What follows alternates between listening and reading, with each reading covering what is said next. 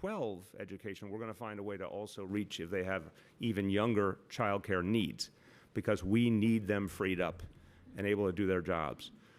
But this is a work in progress to put that up to the level we need it to be really quickly. But that's the answer on the centers for sure. On the telecommuting, our goal right now, let's again be very clear. All essential personnel cannot telecommute, period. I mean, first responders, healthcare workers, you know, there's so many people who cannot. We need them at their post. For the folks who can, which will now in effect be the vast majority of educators, except for those in the learning centers for the essential workers, you know, a lot of our educators will be telecommuting now and doing distance learning with their kids. And a lot of our personnel who are deemed non-essential but still play important roles will be. So separate from the educators, we were trying to get 10% of the workforce. And I believe we made real progress, but I don't have a specific number. We can get that for you. Quick follow-up on that. There's some teachers who have expressed concern that they have to physically be there for the remote learning sessions. Why not just do those also remotely? I'll start and the Chancellor will jump in. We answered this yesterday, but I think you weren't here. Because we are asking them to do something they have never done before, the vast majority of them in their life, and on a total battlefield training basis. We're saying to a teacher who has spent, in most cases, their life traditionally teaching, we're going to give you 3 days to figure out how to do distance learning with us, with all the training we can give you. Then we need you in play on Monday, because we're in a full mobilization. And we cannot train them as well from afar, and we can't give them all the materials they need from afar. It's just the truth. They will not have kids in their presence. We will socially distance them while they're getting that training. But if we're going to serve 1 million kids by Monday with something that's never been done before on any scale in New York City, we need to train them effectively. Yes, to add to what the mayor has said, what's important to understand is that every one of our buildings today was deep cleaned because there was no one there. So the mayor's thanks to our custodial staff is heartfelt. They were there cleaning our buildings. I'm going to reiterate what our health commissioner has said. If you're sick, we do not expect to see you there tomorrow or Wednesday or Thursday. If you're sick, stay home. There's processes for letting your principal know if you're sick. Those two things being taken into account, we have a vast array of educators that are prepared on different levels. We have some educators in some schools in the New York City Department of Education that have been doing distance learning, have been doing virtual learning, have been doing all different types of learning using Google Classroom and different platforms that are very proficient. And yet we have other educators that have never even touched this kind of learning before. So the differentiation that we have to do to bring an 80,000 teacher workforce up to a minimal level, yet some that are already advanced not bring them down, is just something you cannot do virtually right out of the gate. So we have to be in those classrooms with them in those schools. There are some teachers that are going to show us what they're doing. We're going to take what they're doing and wrap it into what we're going to provide for the rest of the teachers. But there are some teachers that have never even been in a Google Classroom environment. We have to literally help them log in, create their profile, help them understand how they post things onto that platform, where to find resources. So the variability is so much that it's impossible to do that in a virtual way. Now, that being said, with these 3 days of training and teachers having the opportunity uninterrupted to be able to create materials and create different kinds of learning experiences, they will be ready and up and running, and even more importantly, know who to call to get assistance when they hit the ground running on Monday. The other thing that I think is really important for New Yorkers to understand is this isn't a 4-week vacation. This isn't a 5-week vacation. Our teachers are working. They're working in a different environment. They are telecommuting to the greatest extent of that definition. So we need to make sure they're prepared to be able to do that work. Okay, who's not gone over here? I wanted to ask about the homeless population. What's the city doing to help them out? Especially having in mind that there's a group of NGOs that claims that usually outreach workers are discouraged to give out sanitizers and socks and things like that to encourage homeless people to go into the shelters. Is that different now? Will they get sanitizers? I don't know if I agree with that assumption at all. It's a fair question, but no, remember, the strategy we use, the homestat strategy, is we're playing a long game, and that's the whole strategic assumption. It is not, hi, I know you're homeless, come with me, first contact, you're going to suddenly want to just come in, period. No, it is literally dozens or hundreds of conversations before a homeless person who's street homeless, permanently homeless, often agrees to come in. So there's all sorts of instances of providing support, not sort of saying, oh, we can't help you until you come in. No, that's not the ethic at all. I have talked to the outreach workers. They try to help people in the here and now, even if they're not ready to come in. That would certainly be true now. The outreach workers have been trained en masse to go out and engage, look for people with symptoms, offer them a chance to get help, which has happened in some cases so far, and I've heard it's all been voluntary so far. But we're trying to continue to deepen that because we're very concerned about homeless folks and getting anyone to health care who needs it. So far I'm hearing there's a lot of outreach and it's having a good effect. A couple things, but on that point, is there anything being done at homeless shelters, given that you have a lot of people living in close proximity? Everyone, as far as I know, everyone in the government facilities, all the types of government facilities, and then everyone that we contract with has been given the same guidance about constant cleaning, deep cleaning, social distancing. I can get you more on if there's specific guidance that's been given to shelters and how we're following up on it. Shelters, by definition, are going to be harder in some cases to deal with physically than others. But the basic approach, not only do we give them the guidance, I think the vast majority of people get it now and are trying to honor it for their own reasons too. So that's the approach, but I'll try and get you more on the specific numbers and all. Please, Raul. Just to supplement what the mayor just mentioned, we also have identified several locations for isolation rooms in case that people either have been exposed and need to be isolated, or if they actually have the symptoms and they cannot be in a congregate setting. Couple others, but one quick one.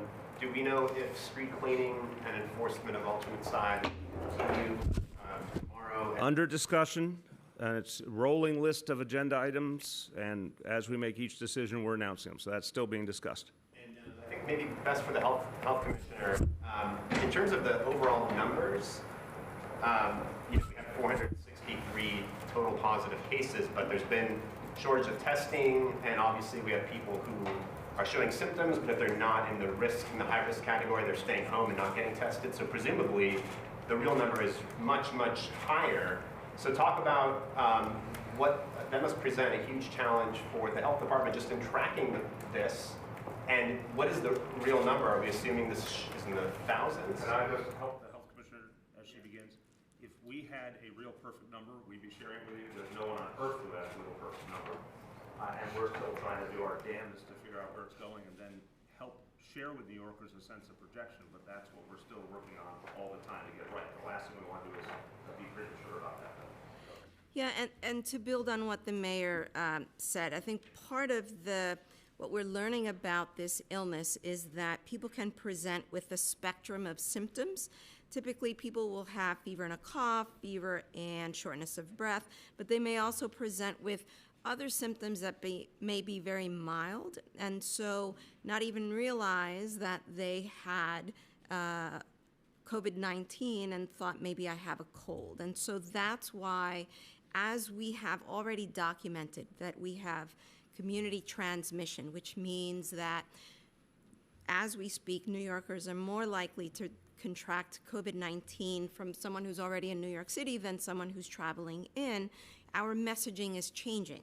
So that's why we're so focused on making sure that anybody who has those symptoms stay home, right? Because we want folks to realize that whether they have been in contact with someone who has been diagnosed, or whether they have been in contact with someone who has symptoms like maybe they had COVID-19, the important thing is, A, if you're symptomatic, stay home. And especially if you are someone who is 50 and above with those 5 chronic conditions, we want you to be especially mindful of developing these symptoms and staying home early. The other thing that I will add is that, as we have been mentioning from the beginning, we are learning more as we go through this experience, learning more about how the virus behaves, learning more about what groups might be at potential risk. I think today you heard one of those fine cuts in terms of, yes, people who have chronic illnesses and are above 50, we're paying especially close attention to them, but even folks who are older, 70 above, and may not have chronic illness, simply because of their age, they may be at even further risk. So as we learn about more chronic conditions, as we learn about more situations that might transmit illness, we will share that with New Yorkers. But I think the important thing to note is that the guidance doesn't change, which means don't go to school, don't go to work. Now, we want you to limit your outside exposure, right? It's something that we haven't necessarily talked about, but during this time of having the schools closed, imploring people to work from home, we want New Yorkers to limit their outside exposure. If they don't have to go out, don't go out.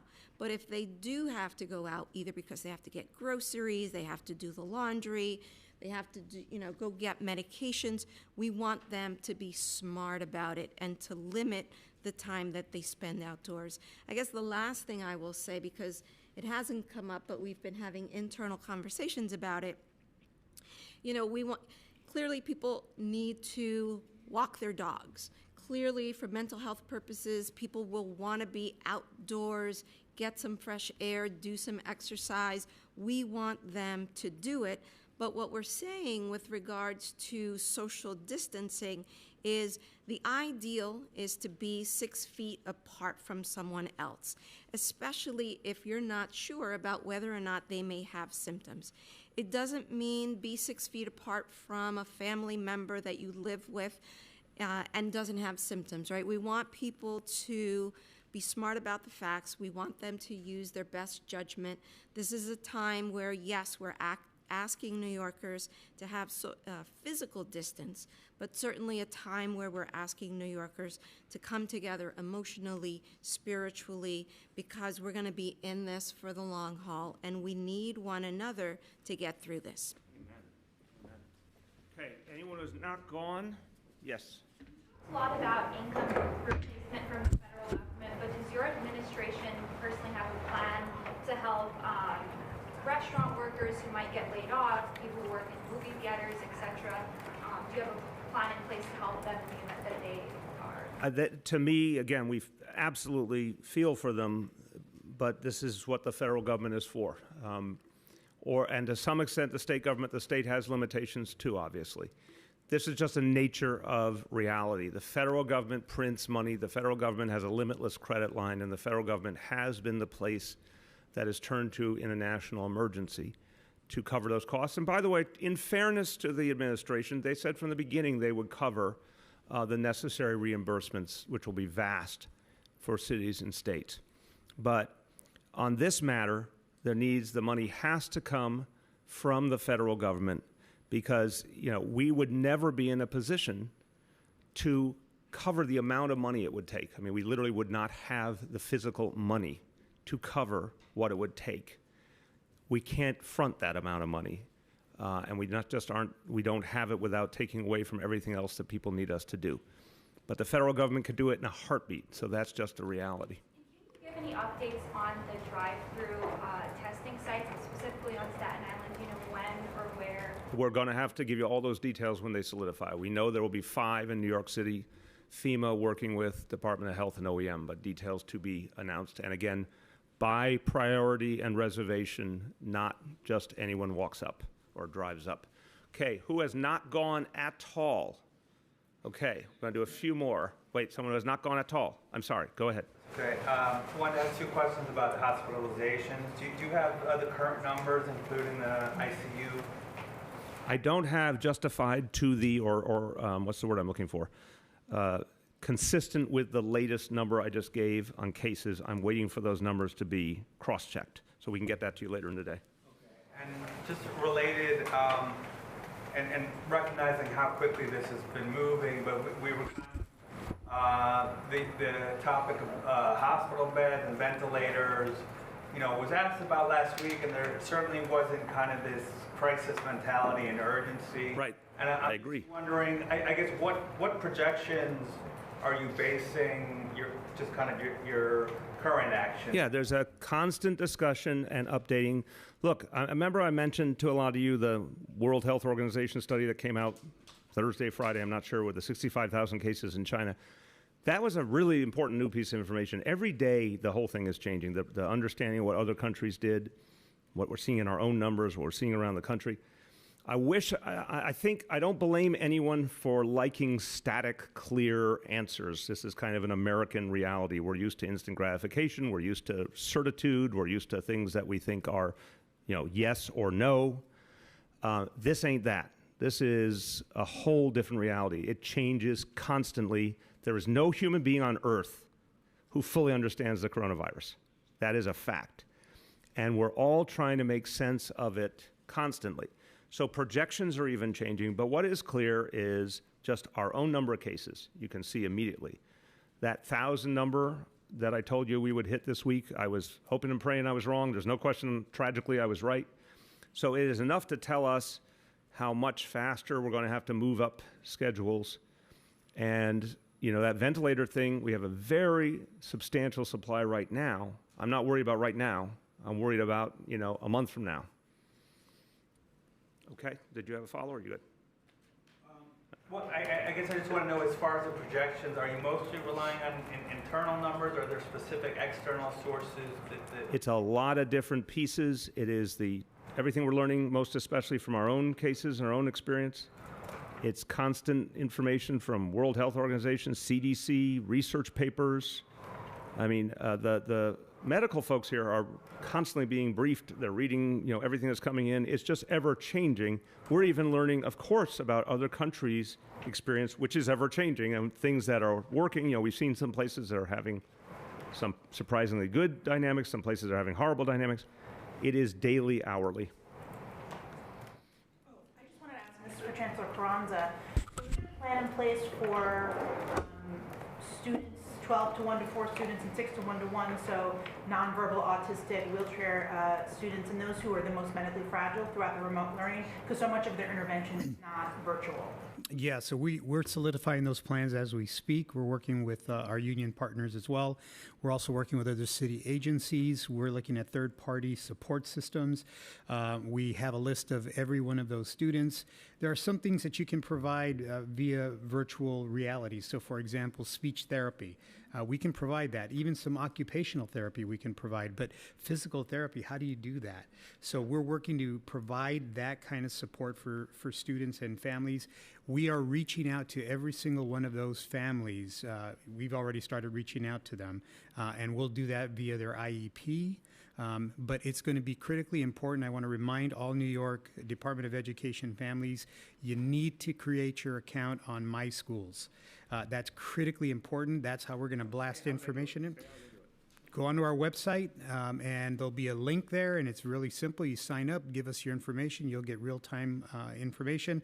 Also, look at our New York City Schools Twitter account. We just tweeted how to do it in a link. I retweeted it, and there's a link there as well. But we are actively working on those plans right now. Let me challenge you. I'm sorry. Let me challenge you on one point for folks who are less computer savvy. I don't know if you have this yet or you're going to put it together, but what if a human being is struggling to figure out how to get their account or something? Can they call an actual human to get help? Can they call 311 or can they call someplace else? They can call 311, and 311 will patch you right into our call center as well. Also on the website, there's a phone number as well people can call. And you mentioned third parties. What would that necessarily look like? There are different kinds of companies that provide mobile services like that. So what we're trying to do, and the mayor has given us very clear direction, there is nothing that is sacred. So if you need to go and get a third party and augment what you have in your school system, do it. There is no excuse for not serving our students. So we're taking that to heart and exploring every possibility. Okay, we're going to do a few more because we have a lot we have to get back to. Yes. Speaking of students, this might be a question for the students too. As we all know, there are quite a lot of students in the New York City school system who are homeless, sometimes in shelters, sometimes not. Is there anything special you're doing to try to facilitate the possibility of remote learning for them, when broadband isn't something they have personally, and laptop and so on? Yes, so they also are one of the groups of students that I refer to as our high priority students. So students with disabilities, students in temporary housing. So we're prioritizing them in everything that we're doing. So they're at the top of the list for devices. If they're homeless, chances are they probably don't have a device. Chances are that they probably don't have internet connection or connectivity. So as we're working with Spectrum and other providers, we're prioritizing internet and Wi-Fi connectivity for those students in particular. We have 30,000 iPads that we have in our possession right now that are Wi-Fi equipped. The prioritization is for students that are in these kinds of most fragile, we call them our fragile students, most fragile circumstances. We are going to be receiving shipments every single week until we ramp up to 300,000 iPads that we will be distributing. Part of the work that'll happen this week in our schools is actually getting an accounting of who are our students, because teachers and principals know who are the students that either don't have Wi-Fi, don't have devices, etc. So we're trying to be very strategic, very, very specific about who those kids are, and then prioritize them. Okay, well, let's go fast because we're running out of time. Go. An FDNY fire marshal died of coronavirus. The union just announced. Were you aware of that? Does that make the count 8 in the city? I want to, no disrespect to the union, I want to confirm everything before commenting. That's the first I'm hearing of that being confirmed, so let me make sure we do that. And then I know you said you're working out the details for the drive-through testing center. Yep. But can you give us any kind of flavor of what they look like in an urban area? We know what they look like in suburbia. Yeah, no, it's brand new. It's just got agreed to. We'll get you as soon as we have it, but this is a moving situation. We just got the agreement to do it. News just broke about 10 minutes ago. 6 counties in California have a shelter-at-home order. Is that different from the strong advice you and your... Again, we're That's something that you're considering or talking about? We're looking at everything and anything, and we're going to announce as we go along when we think the next step up the ladder is. So some places are doing curfews. That's a new thing, the shelter in place. We're going to make decisions as we go along. 2 things.